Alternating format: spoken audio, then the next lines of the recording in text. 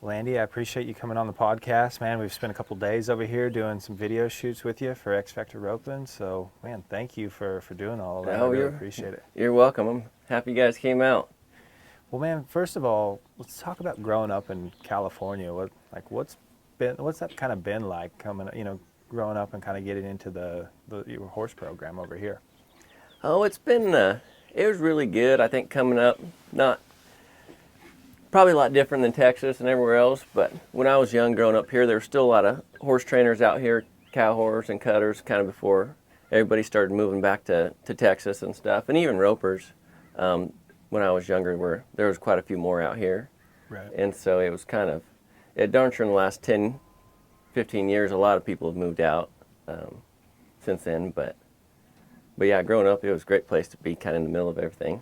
Well, I mean, it's the prettiest country here, right? That's the thing. There's a lot of people here, but man, it's really pretty. Yeah, there's a lot of people here. But yeah, we're like, 14, 15 miles from the coast, so especially this area, it's pretty cool. We don't get too hot. You get over the hill, and then it gets into the hundreds and stuff. But here, it's pretty mild weather, so. Right. So.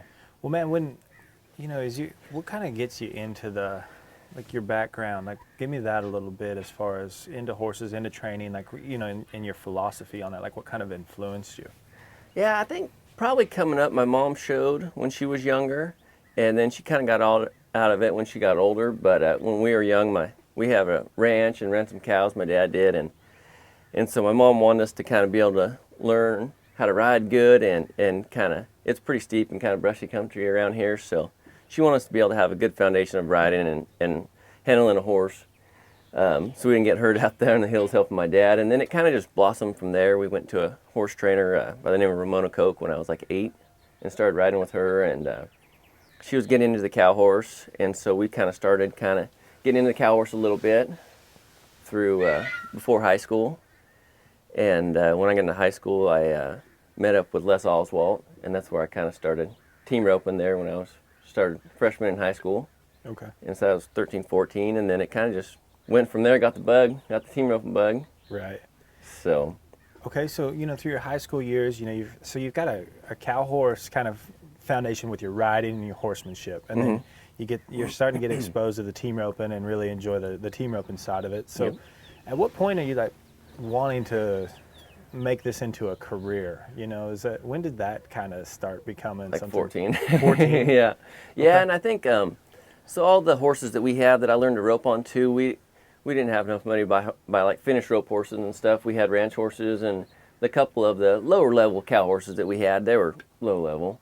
Bridle horse and stuff, but we kind of just went to roping on those, and I think we sent them to Les for a month just to kind of get somewhat of a pattern out of the box on them, and then we just went to roping on them. And so kind of learning how to ride the horse and train the horse as well as learning how to rope, I think kind of helped maybe build a little bit of a style that I always kind of ride for the horse a little bit. I never completely overexposed the horse. I was always kind of had it in the back of my mind to think about what I was doing to make the horse do what it was doing. Right. And I didn't high school rodeo. Les was getting into he just quit rodeoing at the time and started getting into the AQHA shows a lot. And so I'd kind of just go with him and showing the youth and stuff. And then so that probably helped maybe a little bit too, not having to worry about being fast. It was all about just catching and being smooth. Right. Yeah. So you're as you're starting to compete, it's more or less it's kind of the show.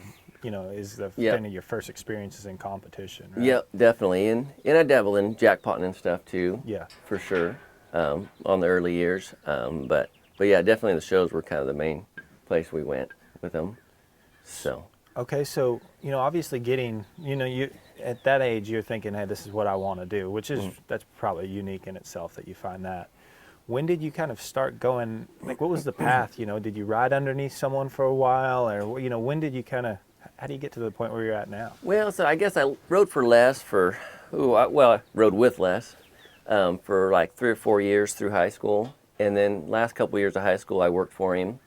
And right after high school, I went to work for about 2 years for him, full time, and then after, and then also I think a big influence is just being around a lot of the cow horse trainers around here as well, since he was showing and stuff. And then my good friend Justin Wright, rides quarter horses. He lived right down the road. He's my best friend, and we rode together a lot growing up, all the time. And so I kind of learned so much from him. He's a freak when it comes to riding horses, and he can do anything with a horse. So it was really neat to kind of grow up with someone like that.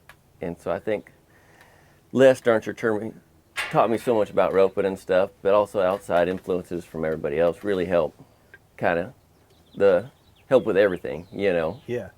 Do you think that's one of the more important things to help advance your horsemanship and your roping is kind of constantly being around people that are doing it professionally, and then also like your peers that might be the same age as you, right? That are better, like probably better or more experienced, right? Do you think that was a big thing? Huge thing, and I think times have changed so much that like people help each other now. You know, all the horse trainers are helping each other.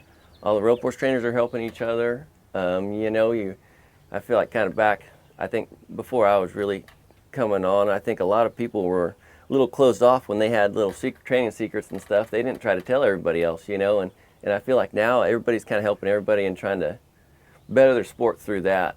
Yeah. And that's made a huge difference. And I talk to Justin all the time, and he's getting reining lessons from Andre Fapani and cutting lessons from Morgan Cromer and all these other people, and not to mention all his fellow cow horse guys. You know, they're all sharing stuff, and so I think it's darn sure in all aspects. I think people are real open about training and riding and bettering the horses and bettering the sport, you know, and that's made a huge difference. And stuff like this too, X Factor and everybody, you know, getting new ideas and little things out there that people can use and apply to their program. Yeah. Because just because you do something doesn't mean it's going to work for me, but there's maybe one little piece of that I could take that's going to change my whole aspect of. And that kind of the humility to constantly like refine it and maybe like, okay, well, I might not be I might be weak in some areas, or you know, you kind of like start looking for that. And I think that's it's hard to get to that spot, right? But if you kind of do it early, then it kind of becomes a habit, and it's not such a big deal. And I think that's got to be real important. I think it's too fine a fine line, because you have to be confident in your training too. Yeah. I think there's a lot of people that ride horses really good and could train a horse. They're maybe just not confident in what they're doing, and if they're doing it right, and it takes time to develop that, because you might be doing something on a horse and it's not going to happen today. And it might not happen tomorrow. It might not happen next week. It might happen months from now, where it really comes through. Right. And so you have to be open to new things, but you also have to be confident in your training program and what you're doing, and have done it enough on enough horses that you're confident in the end that it's going to work on this horse.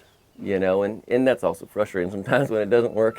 You're doing the same thing for months thinking it's going to turn out, and then it doesn't. You know, so it's definitely a balance of having humility about that and learning new things and being open to it, but then also being confident in your program and what you're doing, you know, because a guy can get caught doing a lot of other things and go down a rabbit hole and lose a lot of time and a lot of ground on a horse too. So it's definitely a balance.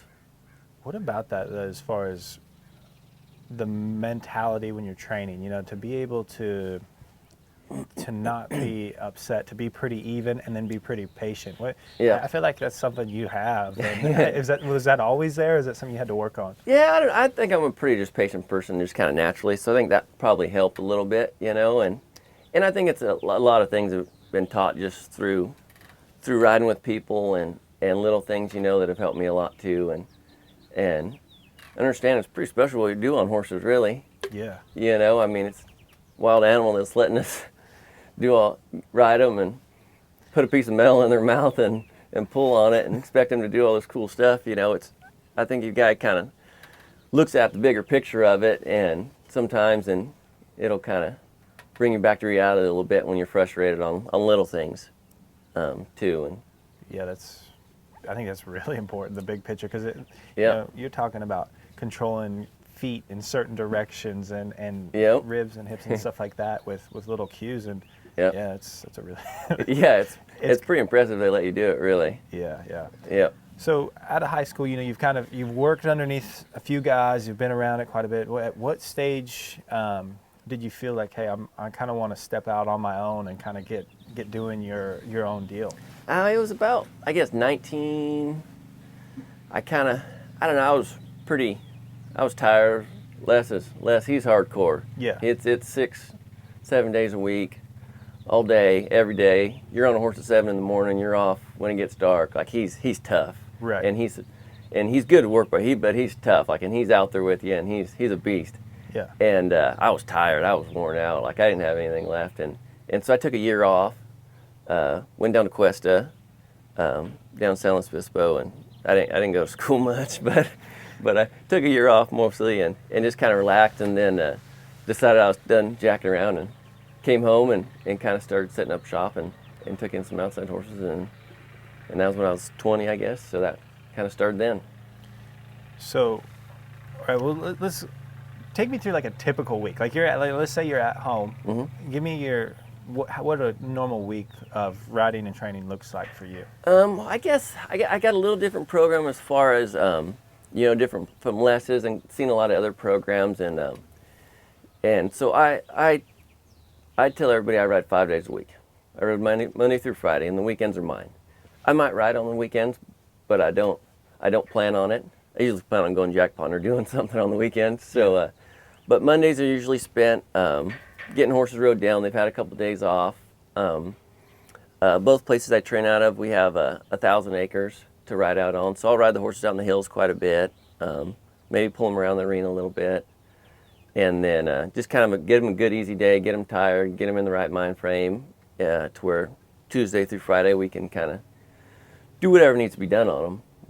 I kind of got a wide variety of horses going in different directions, so then kind of just plan the week out through then, Right. of what each horse needs and where to go with them. So, And then so it's like over here you've got two places that you're kind of riding out of, and the one you've got younger horses, right? So the Yep. mornings you start at 7:30. Is that what it is? Usually it's Yep. about right around 7:30. Yep, about 7:30 I get there and kind of get going. And Okay.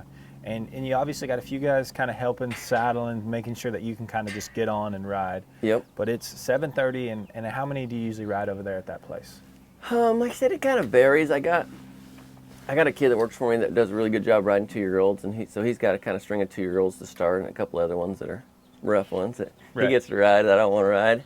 At least kind of first couple weeks on them, and so we got him to kind of get he's got his own little string, and then I have another gal, Haley Kennedy, that she kind of helps me saddle and get stuff ready for me, and it's, I don't even know how many I get through over there. I'm going to say between 10 and 15, Okay. depending on kind of how many I got Right. at the time, younger horses I got at the time. Yeah. And it's a pretty good program. Haley's been with me for 3 years now, I think, and she grew up around here, and she's real good at having horses ready to go, and then we'll have kind of other kids in and out too, helping as well, washing and putting horses away and doing stuff too. So Trying to make sure the efficiency's there, so you're That's not the walking key. around like saddling and doing stuff. Like you can literally do. yeah, You can work as much as possible, but ride as much as possible. Yep. Is kind of what you're trying and to that's get the out of key. If people really, timed out how long it took to go catch a horse out of the pen, bring it up, saddle it, maybe trot it around a little bit, and then I'll get on it, ride it, hand it off, and then the time they take to put it away, unsaddle it, rinse it off, tie it up, put it away, that's a lot of extra time. So if you take that time away, and which is Haley and the other girls, they make up that time for me, where I can just spend the time riding them and doing stuff, and it just expedites the process a lot. Right. And you can kind of ride a lot more and spend more time on them in those areas, for me. So. Well, absolutely. And then you come over here, Yep. another place probably 5-10 miles down the road. Yep. And kind of start getting on the rope horses just after lunch or something like that. Yeah, yeah. We usually grab lunch kind of on the way. It somehow always kind of works out where it's right about lunchtime. We can get through the horses over there in the morning, and then grab lunch on the way here, and get here and go to work on the rope horses, get everything saddled, and get steers in and go to roping. And it's same type of deal, right? Like it's, you've got a lot of help over here, horses being brought up. Like, Yep. even you talk about, I think what's your theory on like the head horses, like letting your ropes kind of drag and? Oh yeah, and I think it even starts maybe even warm up on them too. I've done the futurities have gotten big definitely for right now, and but my main focus or horses that I get were just jackpot horses from local ones and stuff, and so I think it was important for a lot of those horses not to be trained on too much warming up, because the owner's not going to do that. Right. So it worked out good to have my help. They just lope, don't pull on them, don't pick on them, don't do nothing, just lope them down, and then let me go to roping on them. And then if they need school on them, then I'll school on them then in the middle of the roping. But I think a guy can get kind of over schooling them before you rope on them, and then they feel good when you rope on them. But then if you don't do that, then they don't feel good. Right. And ideally, I want to be able to lope 10 circles on my horse and cinch it up, and lope 2 more and back in the box and go rope on it, and not have to school on it. Is the end goal. Yeah, because that's what the publics want. That's what everyone wants to do. Oh yeah, right? and you've been to enough rodeos. You go to rodeos, you might be warming up in the parking lot. Yeah. You know, and so you don't want to be having to go trot circles and bend them and pull them around and kick their hip loose and do all this stuff in this hard parking lot. You know. Yeah. You want to just be able to kind of get them loosened up and warmed up, and then go rope. Right. And then also just the little things with the ropes hanging on my header's box there, and just being able to rope a steer and not go to the catch pen. I'll just come right back to the header's box, and the time that I would have spent walking to the catch pen and get my rope, coming back to the header's box, I'll spend just sitting in the box. Yeah. You know, get right in the box, put my reins on their neck, and just sit there, swing my rope, talk to whoever's there. Just let them breathe. Yeah. Let them breathe. So many people get in the box and get him in the corner, and And they're holding his breath just like the horse is, and they just hem him up and go, you know, and not just sitting there and just let him just breathe and relax. Right. You know, that's an important place it's a pretty unnatural place for a horse to expect him to stand perfectly still in a box like that, let a cow out, and then run as hard as they can to a cow, and then back in there and then do it again. Yeah. And so I think it's definitely an underrated spot to just sit. So as much as a guy can sit in the box, the better. Right.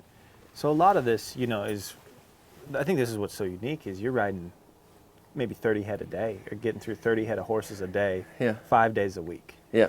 And it's very uncommon, right? Mm-hmm. So, I think that's what's really unique to see. And then on top of it, as you do it, everything's got a purpose, and the horses that are starting to come out of here it's been pretty special to watch too, because Yeah. with your background and kind of the cow horse and like showing, it seems like you've got a lot of feel for how to control. So as the futurities have progressed, you've been really Yeah. successful there too. So going to that, like, what do you think, as you put these 4-year-olds and these horses together, what are you kind of looking for to say, hey, they're ready to go, or maybe they're not ready to go as you get them from that? Because also one thing, like we cover in some video shoots too, so everyone knows, you'll be riding your 3-year-olds and kind of show how you work them and get them ready as 3-year-olds, and then we go video your 4-year-olds. You can kind of see, but Yeah. like mentally, what these horses, where they're at, what kind of determines that feel for they're ready to start showing? There's probably a lot of factors into it. Mainly they're just getting solider, able to handle the pressure. The futurity setups are pretty tough. There's a pretty good score. They always got fresher, smaller cattle that can run. And so they got to be able to run. I mean, they got to have the basics of a rope horse as far as, a lot of run, being athletic, and able to do all the maneuvers really good.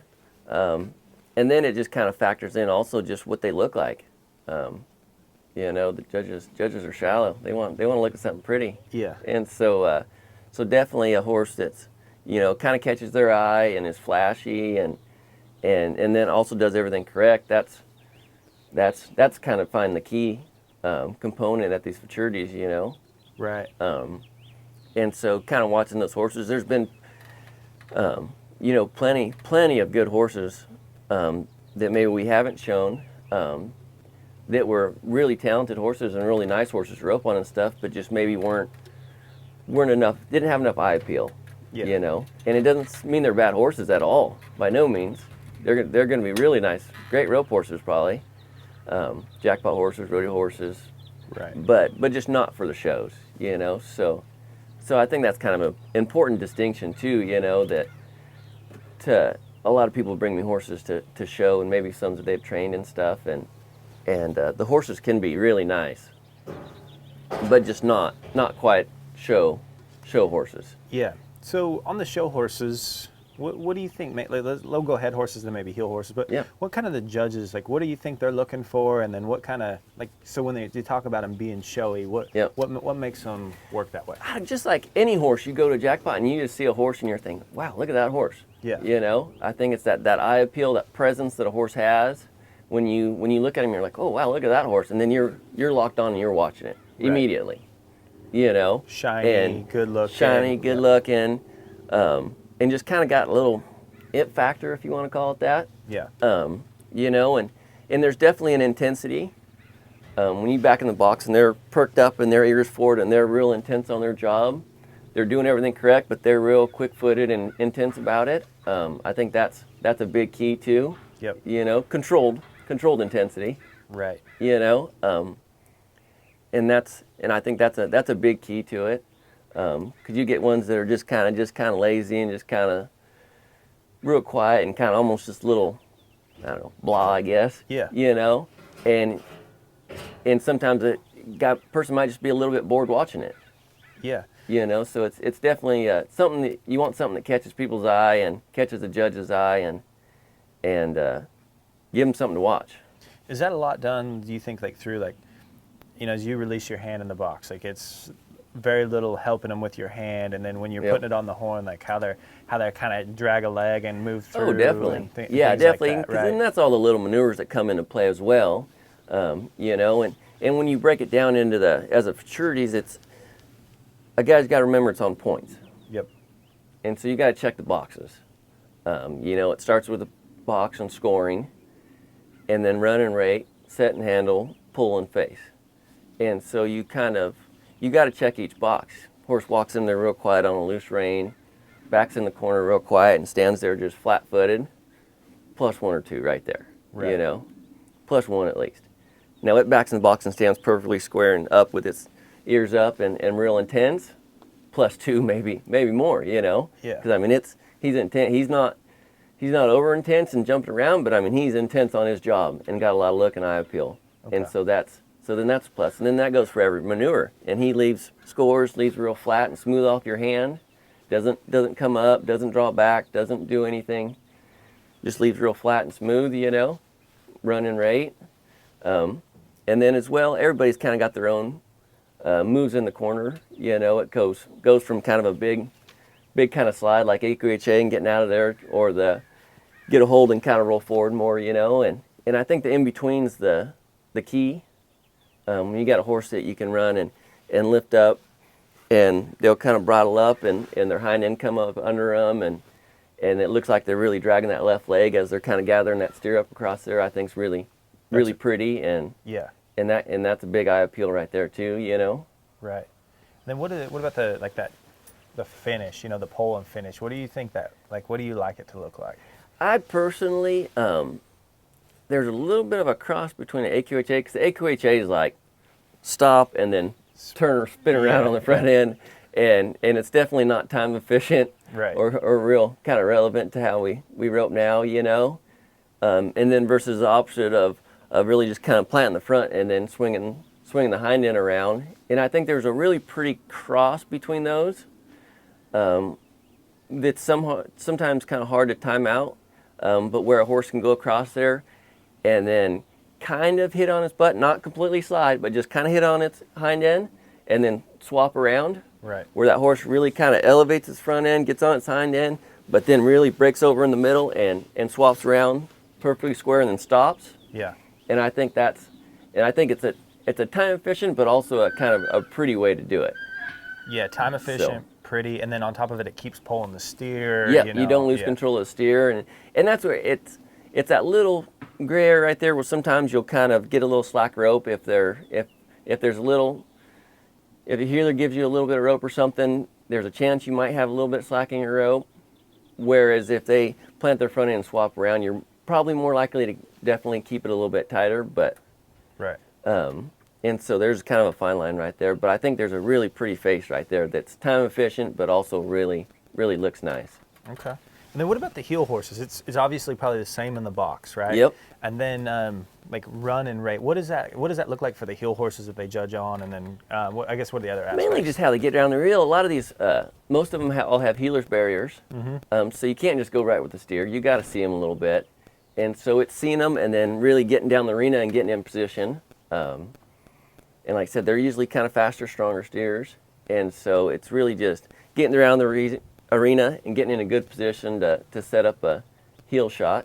And so many of the pro rodeo guys are getting into it now that it's getting really aggressive and faster, and so it's not so much about kind of staying off of them and kind of kicking around there and getting a big stop. It's kind of getting down the arena and getting a little quicker stop and letting your horse work there kind of on the first couple hops. Right. It's looking like open heeling, basically. It feels like it feels like the BFI. Yeah. Yeah. So no, definitely. And then as far as like the running right down the arena, and then I think position around the corner is the next box. And they usually they'll set the judges up at different ends so they can kind of see a different view. Right. But just not being too far inside, not being by, obviously coming around on a good spot on their left hip. Not dropping in there, kind of staying elevated through the corner, and then stopping and how they take the jerk. Okay. And so just as far as being just real square and not coming out of the ground when the jerk comes, and they don't really like it when you slide rope. Yeah. Kind of help. You that kind of help kinda- the heel horse kind of stay in the ground if you kind of slide 6 inches of rope or a foot of rope, and they don't like that. They'd rather you just lock it off and show your horse just really bear down and take that jerk square and not move. So. Okay, so the next thing with this is like going to shows for you. What does that look like? How many horses you take into a show, and then what's the management of that many horses look like? It's getting intense now. It wasn't too bad the last couple of years, but with the Royal Crown now especially, they open it up how many horses you could show, and they have 3 different levels of age groups: 4-year-olds, 5 and 6-year-olds, and 7 and 8-year-olds. And so yeah, it's getting crazy now. I think our Arizona trip, I think we took 17 head of horses, I believe. 17 head horses. 17 head of Oh, horses. it's head of horses. Like, Yeah, yeah. Okay, We were 17 head. Yeah, Okay. yeah. We were split, and there was a couple of head of horses included in that. So, yeah, it's getting to where we got to have a couple rigs and drivers and a lot of help. That shows as well. So. Well, what's that kind of like as far as, as you kind of prepare for these shows and you keeping horses together? Because that's the thing, is it's the setups. I would argue, like, especially for the head horses, is it's borderline too much. Like the ones I've seen, like the scores it's all you want for any head horse, let alone a young head horse, right? Yes. So how do you try to manage that at shows, like keeping horses together and kind of having them prepared before that too, as well, to handle something with that much pressure? I think that's the key, is just all the preparation beforehand. Maybe haul them around as much as I can. Yeah. Through beforehand, haul them to different arenas, haul them if we can, haul them to, there's some decent low entry fee jackpots around here, so I'll haul them to some jackpots that are kind of get them exposed a little bit, in places that aren't too expensive. Right. And I think that's key. And I think it's riding your horses in a way where they'll work for you. Like yesterday when we were out here roping, I usually don't run as many as I do on those horses, the heel horses, the head horses. And I felt like overall, they all got better as I roped. Yeah. They didn't get worse. And even the heel horses, I don't score a lot. I don't have a tendency to score too many. Most of the time when I score, it's because I didn't want to run that cow for a particular reason. And so but that the horse comes for you, steps up to the plate and comes for you. And I think that's done at home, getting them confident in you and their run and what you're asking them to do, to where they're not dreading it and trying to find a way out.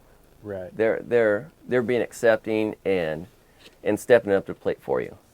And I think that comes through and really like having them get better throughout the runs. Yeah. every day, not get worse. As long as you end in a good place every day, and leave them in a good mind frame where they're ready to come to work the next day. Even if they're not perfect, they're never going to be perfect. We're not perfect, but they're ready. They're in a good mind frame when you're done to go to the next place. That sets them up to where when you go to an event like that, they come through for you. And you can count on them more then. Right. And they're not trying to mess you up in any way, or get short, or get tight, or get strong. Do you think that, like, in the practice, a lot of that's obviously with the training, right? But trying to find the spot of almost getting off them early as opposed to late. Like, for Definitely. example, like if you're going to be closer to 4 or 5 steers, getting off of them as opposed to 9 or 10 steers, and they're Yep. really like breathing hard. If you find like that's kind of the deal, is getting off of them almost early consistently, so they're never like getting overwhelmed with the job, but they kind of enjoy it, or how? Yes, no, definitely, because I've definitely built my program on that of only running 5 on them a day. 5 on them a day. And that's what I want. I want to set everything up as best as I can with partners, whoever's roping with me, whether it be a header or healer, that I can make 5 runs, and that's my goal. I want to make 5 runs and really get something accomplished in those 5 runs where they can be done. Yeah. And especially when you're roping 4 or 5 days in a row on them, if you run more than that every day, they're going to get body sore, they're going to get tired, they're going to get where they don't like it. Yeah. So if you run 4 or 5 or 6 on them every day and really get them to where they're accomplishing something through that in those 4 or 5 runs, and say you have a bad day and you want to make some more runs on them, then that's okay too. You can make more runs on them as long as you get something accomplished and you end better than you started, and they come through for you and they ended in a good mind frame. Right. So, do you think like losing their air is one of the biggest issues with when it kind of starts falling apart on horses, when they're having a hard time breathing? Like, I was thinking about like when someone's like working out or whatever, but if they're like getting to the spot where they're out of air and they're still trying to do the exercises, the moves become kind of compromised, right? Yeah. And I think that's when horses really start dreading it, because it's one of those things, you can use it to your advantage and you can use it to your disadvantage. Yeah. If you have a horse that's being real difficult and hot in the box or not wanting to rate, you can use that to your advantage of get them a little winded, get them where they're maybe thinking about conserving their energy a little bit more than trying to get it out. Right. But then it goes the other way if your horse is working good, but you just keep running and running and running, and they get winded and out of air, and pretty soon they're not wanting to do it anymore, and then you're just trying to just keep it going, and they're tired and winded, and then, they're going to develop bad habits and try to get away from it instead of trying to help you. Yeah. Definitely. Well, and two, the other thing I noticed yesterday with your riding is, like, for example, on the head horses, my wife pointed this out, but it was like, you spent as much or more time after the run maybe working on something than as opposed to just the run. So it's like, you make a run, kind of correct things. Is that kind of seems like with that many steers, like, hey, I can only pick out a couple of things each time, or how does that kind of? Yeah, and like I said, it's making every steer count, and everybody's got a different program, and I've seen horses made every way. I've seen horses that you can't lope around in the arena, but you can go make 5 really good runs on it. I don't know how to do that personally. I don't know how to do that. I might have a couple of those. I don't know how to do that, and so I have to have a horse doing the maneuvers without the steer, and then bring that to the steer. Yeah. And so a lot of the little stuff I do after a run, moving their hip, or maybe even loping them down the arena a little faster, and then picking up their face and making them kind of bridle up and then gather up and collect and come back to me, and do that a few times, because maybe he didn't do that in the run.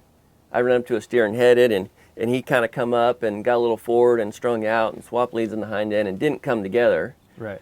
And so once I got away from the run and not attached to that steer, I can fix that easier by setting that up in the arena, running him down there straight, picking him up, making him gather up, come together with his body, move off my right leg, do whatever I need to do, outside that run, and then they'll kind of relate that to the next run. Yeah. And it's a good way too on a young horse that you're at a roping or something, and he makes a little mistake somewhere, and it might be not his fault, steer, whatever situation, but you just do a little, you put that tool in him to correct that.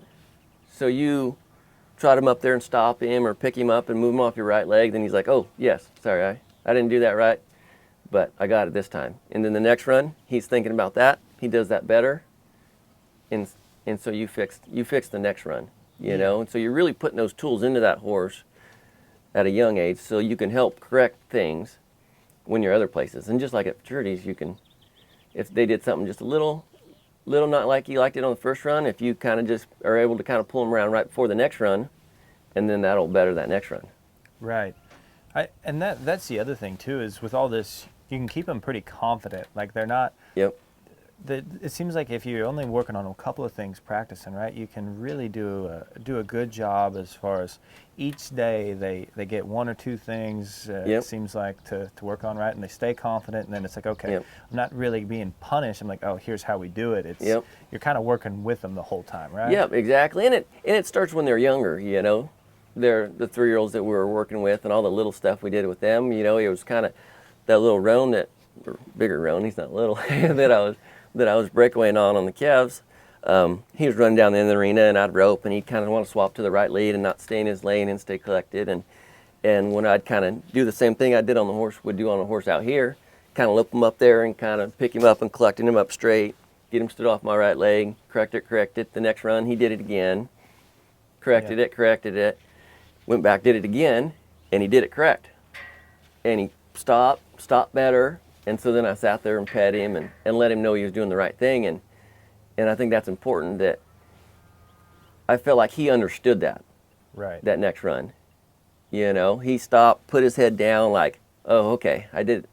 We did it. You didn't get after me, so I must have done it right that time. You know, he wasn't thinking about fighting me. He was thinking about he was just trying to find out what I was wanting out of him. Yeah. And I felt like he found it right there, so then he accepted it, and then I let him take a little breather and pet him, and then I went and did it again just to make kind of sure he had it. He had it, and he did, and then call it good and be done. Get off while we're winning. Yeah. You know? Finding those spots right there that you know, like, hey, this is going to be a lot what we're doing throughout your whole career, basically. Yeah, heck yeah. And so this is, we're really putting the emphasis on the good stuff. On the good stuff, yeah, right now. And like I said, we ended in a good spot, call it good. You got something to build on the next day. Yeah. What about that, man? Has that been pretty fun for you to, you know, we were talking about this, there's very few guys that can head and heel at the pro rodeos, you know, can basically compete at open levels, heading and heeling, but you're riding 3-year-olds and maybe 2-year-olds, like you're riding, you know, 10 to 15 a morning, and then you're going to rope horses, and you're heading, heeling, kind of doing all that. Has that been pretty fun for you to do as far as, oh, yeah. You know, what did you think about that? As far as was that just something that you kind of, it always just seemed like natural for you to have, or? You know? I think I had definitely a lot harder time when I left lessons and went more jackpots, and then kind of started getting into the rodeos a little bit, and amateur rodeos and stuff. I think I had a real hard time there for a while, not trying to expose the horse a little bit and rope for myself more, and not help the horse quite so much. Yeah. It was a hard learning curve there for quite a few years, trying to figure that out, you know, and I think that's what's helped a lot too, and especially at the shows now, or these futurities, is they're so tough, so tough on both ends. Yep. And so if a guy wants to be competitive, you got to be going and in the right mind frame and focused, and I think rodeos have definitely helped me a lot with that, of, you know, in the moment, this steer right now, make your run. Right. Don't make someone else's run. Don't make Trevor's run. Don't make Kayla's run. Make my run, you know, and make my run. And if it's good enough, we're going to win something. If it's not good enough, I got to go home and make my run better. But making my run in the moment, you know, not trying to be like someone else, but do the best I can on that run right now. And I think it's definitely a mental thing, you know, and everybody's different how they do it and stuff. But it's definitely, I'm definitely more of an average, don't take a chance of missing and run up there and take 2 swings over them kind of a person, you know. And so it took a lot of time for me to get out of my comfort zone and be okay with kind of hanging it out a little bit and confident in that. I wasn't confident in that, I guess. Yeah, start figuring out what you can do when you press, and Yep. keeping it where you can still ride your horse, and Yep, and, exactly. and how to do that, and then how to trust your horse How to too. Right? trust, yeah. I was kind of riding. I was riding colts and jackpotting, and yeah, not trusting my horse to come through, Yeah. and yeah, definitely that was a bit long learning curve. Took me a lot of years to work on that. Well, you might make the argument that's probably the hardest thing for someone that trains horses for a living. Oh, definitely.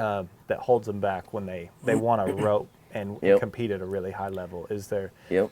there are times where you might be in a spot where you kind of got to just use your rope talent to Yep. rope, to heel one or head one or whatever, and Oh yeah. and you kind of got to let your horse just, hey, Yeah. here's the Wouldn't trust spot. him to work. That's Yeah. for a long time I feel like I had a good program on starting horses in the roping, getting them hauled a little bit, and getting them real patterned and stuff.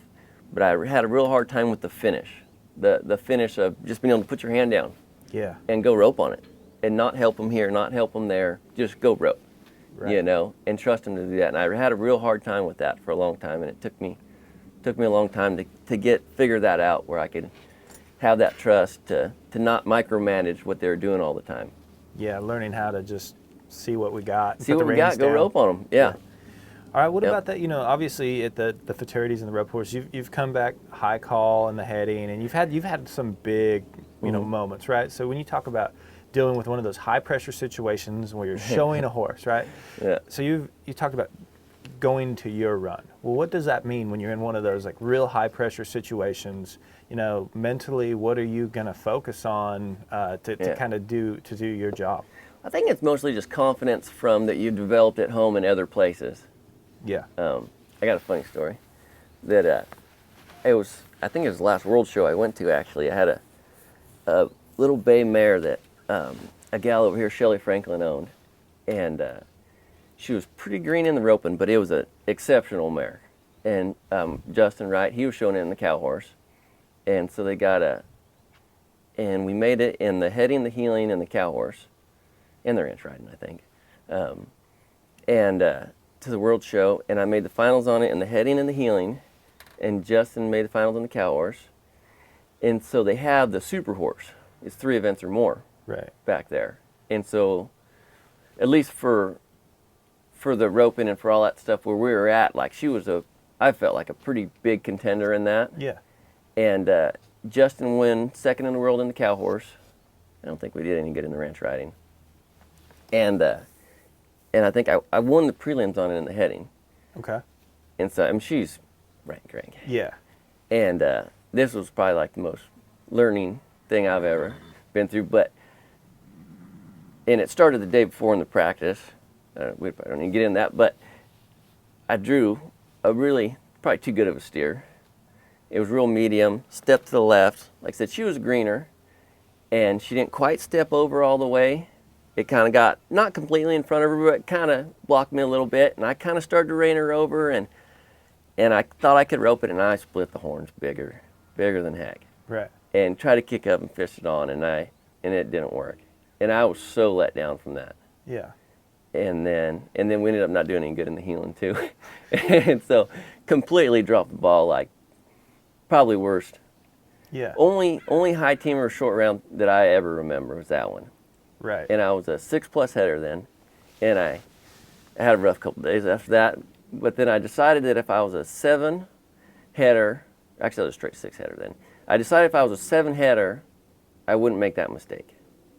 And so I came home and I had a couple nice head horses, and so I went to heading at the rodeos at all the jackpots, and it took me 2 years and I got to be a 7 header. Right. And so it's funny talking about the futurities coming back. I call them Blueberry.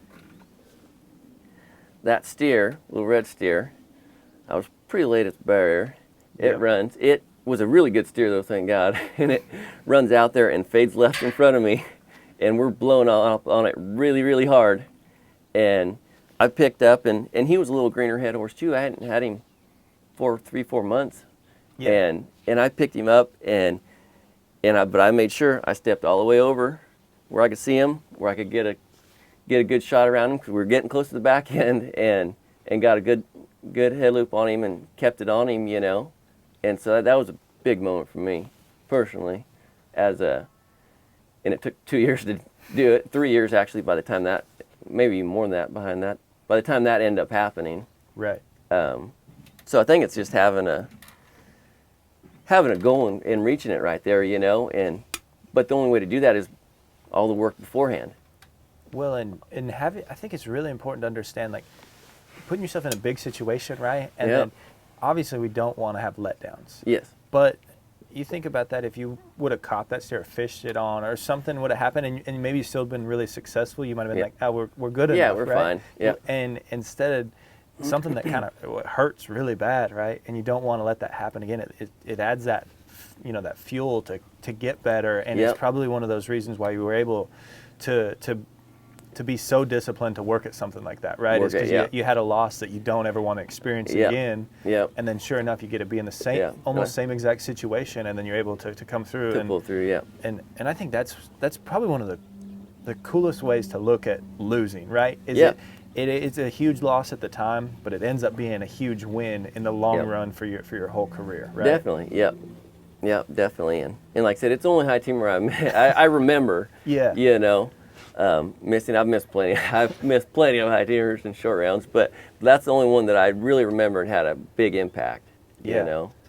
So when that happens, it's just your run, right? It's like you really try to do a good job at home at defining how you're going to ride your horses, what you do, and then just making sure that you can focus on that when you get to competition, right? Yep, exactly. And that also probably translates too, because if you can set up the practice, like if you're like going to go head at an open jackpot, exactly. Like this is what the run I'm going for on this horse, and so as you get through the roping and deeper into it, and there's more and more pressure on each run, and you get to the high college, like okay, this is what I do, this is the run here, and you can kind of stay on that as opposed to. Oh, exactly. Well, and you can relate. You've been in Texas and going to all those rodeos back there, and then Logandale on the way here, and then now you're going to go to Red Bluff, and Clovis, right? And I mean, the box shoots right down the left wall. There's acres over to the right. You know, completely odd setups. It's long scores.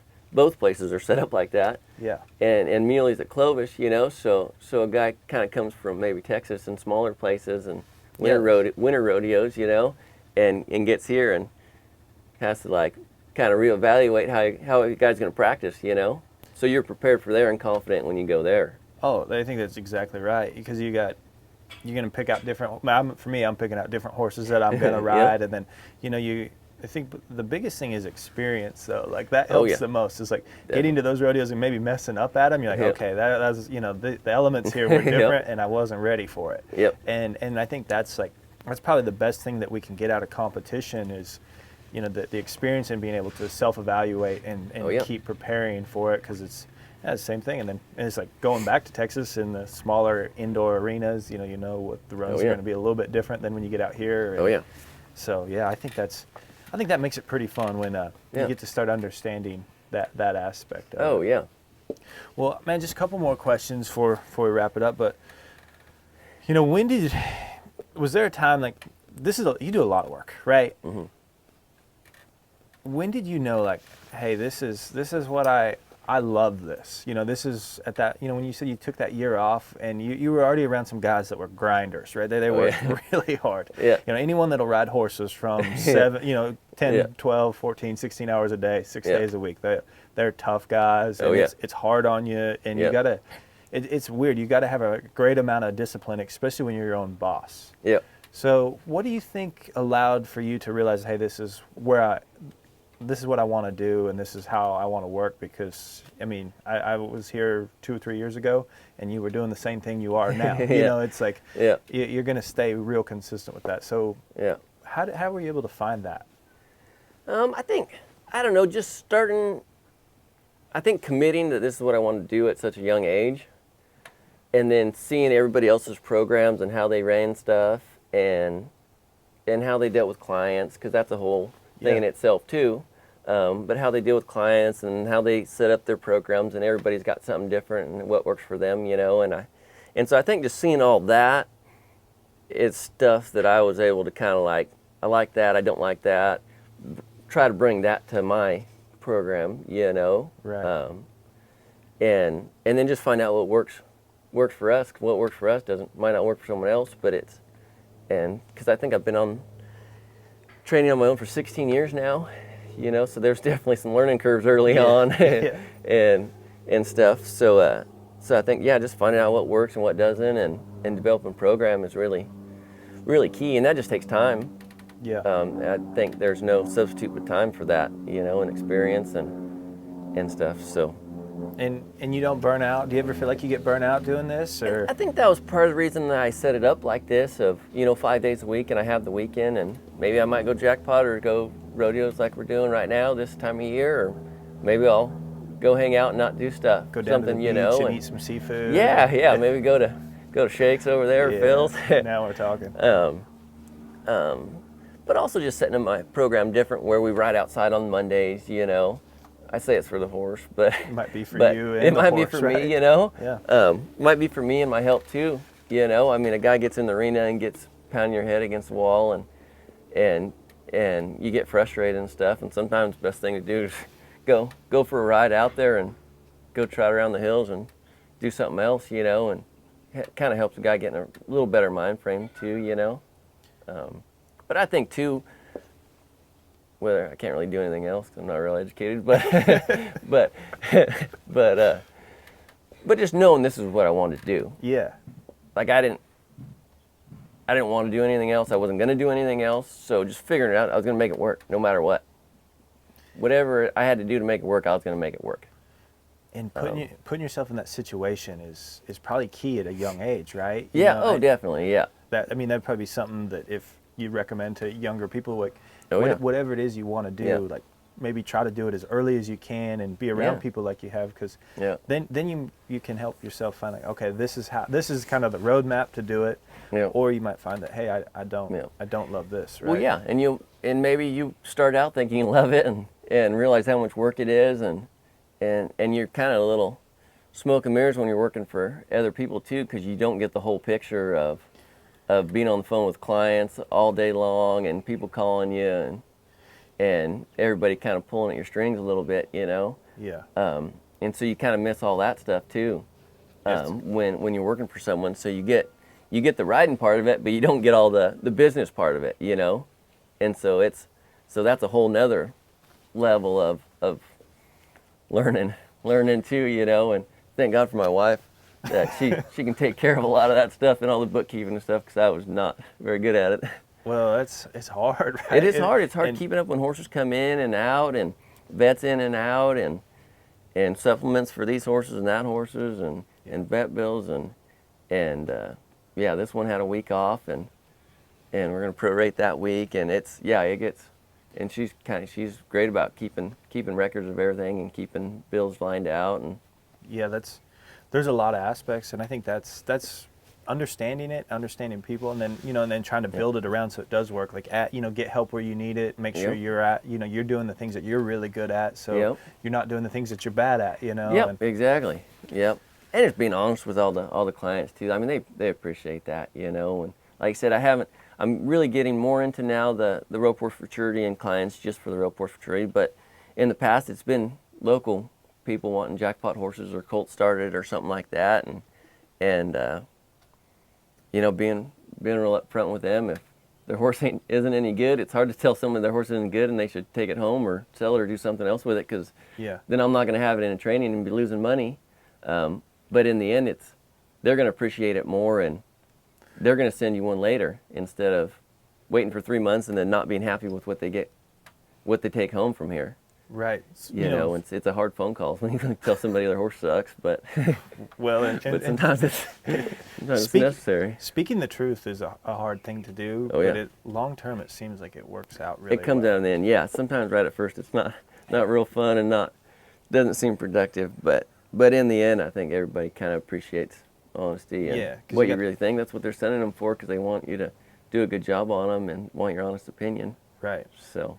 Yeah, so I think that's something too. If you're sitting horses to someone and you get that honest opinion, you kind of got to be able to accept that too. Yeah, that's hard too, because I got plenty of people that are like, "Oh no, it's fine, just keep riding it." So at that point, it's like, "All right, we'll just keep riding it then, I guess. Right. Keep paying me." But okay, so when you talked about riding your horses out and kind of doing something different with them, do you find that a lot of times when you kind of get out of the practice mode, like out of the arena, Yep. you start coming up with like, oh, hey, maybe this horse needs this, or the ideas, and you kind of give yourself a little bit time to think, and that helps you put game plans together. Oh, definitely, because yeah, you get in the arena and you just kind of, like I said, pound your head against a wall and just fighting it more than trying to work with it and think of other things kind of outside the box a little bit that might work. Right. Definitely, yeah, getting away from it and kind of opening your mind up a little bit and thinking outside the box. Definitely. I've had this Definitely happen big. to me a few times, is why I was asking, because like if it's like something I want to work on with maybe my swing or my horses, I very rarely find it when I'm practicing. Like I might be like picking a stall or just like doing something outside or maybe just loping in a field, and then I'll be like, what if I did this? Like I kind of start getting those ideas, and it's like, it feels like you more or less get away from it and you kind of get some perspective and look at the whole situation, or like you start putting it together, and I wondered if that too like might not help as far as, when you get in there, and the same for your horse, like every single day, and kind of avoiding that burnout feeling for everyone, but then you also like, oh, maybe these are some ways to kind of do that too. Oh, for sure. And like we said, like kind of stepping back and seeing the big picture. Yeah. We kind of get locked in on little things and what we're doing, and sometimes kind of stepping back and seeing the big picture. Right. Kind of changes everything for sure. So last question, we started asking these, a guy gets rodeoing and traveling and going different places, but, as far as like a vehicle breaking down, or, when you're just, things go wrong when you're rodeoing. Yeah. Do you got any good stories like that, or one that really jumps out where it's just like, man, this is, yeah. like this really sucks, but at the same time it's pretty funny. Well, it wasn't funny, but it was definitely scary, and it was with Cody Hall. Okay. We were headed to Morongo, and they have an open roping down there, and I think it's San Dimas, maybe? I can't remember. LA Rodeo. Okay. And we're leaving here. We're not 15 miles out of town here, and Cody's driving right past the Casa de Fruta, and luckily it was on a straightaway. And it was a newer truck too, and the belt slipped off, and he was going like 75, and everything died. He had no steering, like it was locked, and no brakes, no nothing. And luckily we hit a straightaway, and he just kind of like somewhat got it turned to the side, and we were going like 75, and he reached down and grabbed the trailer brake and the actual deal, and like slowed us down with the trailer brakes. And we barely made it off to the side of the road before the turn. And Cody will remember that one. It wasn't funny, it was scary. Really scary. And it was like the worst situation ever. It was a good situation, I guess, because it hit us on the straightaway. Right. If we would have went past that straightaway, it's Pacheco Pass, windy, up, downhill, a huge lake on the other side of it. Like, we were so lucky that it happened right there and not 1 mile further. 1 mile further and we would have been in a ditch somewhere or in a canyon. When all that's happening, you're in the passenger seat, right? I was totally oblivious to what was going on. You didn't even know. No, he's like, and I was like, what's the matter? He's like, he didn't even talk. He's like, And I kind of looked over, and I mean, all the gauges just went went the heat gauge went like all the way red. Yeah. Because it quit the water pump, I guess. I think the water pump had a drip or something in it, and it dripped on the belt, and it popped the belt off, and it went like the heat went all the way to red, and everything else just like quit. And yeah, he was just And finally he said something, and then I don't know, somebody said grab the trailer brakes, or he just did it. I can't remember, and it all ended okay, but it was pretty scary for a second after I realized what was happening.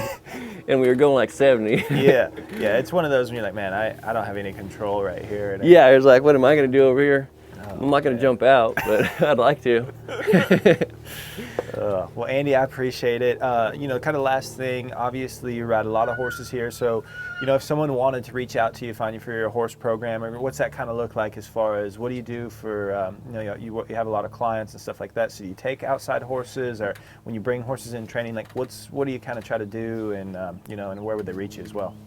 Really just call me and talk to me, and we'll figure something out. That's the biggest thing is Okay. Yeah, I'm real open to really any types of horses and see if it fits our program and what their program is on them, you know. Right. See if it works mutual. I mean, that's the biggest thing is works out for everybody. And usually when they come in, I'll do maybe a week or 2 week kind of just trial, see where we're at, and kind of make a game plan with the owner, what the plan is for the horse and time frame, and kind of go from there. Right. Goals.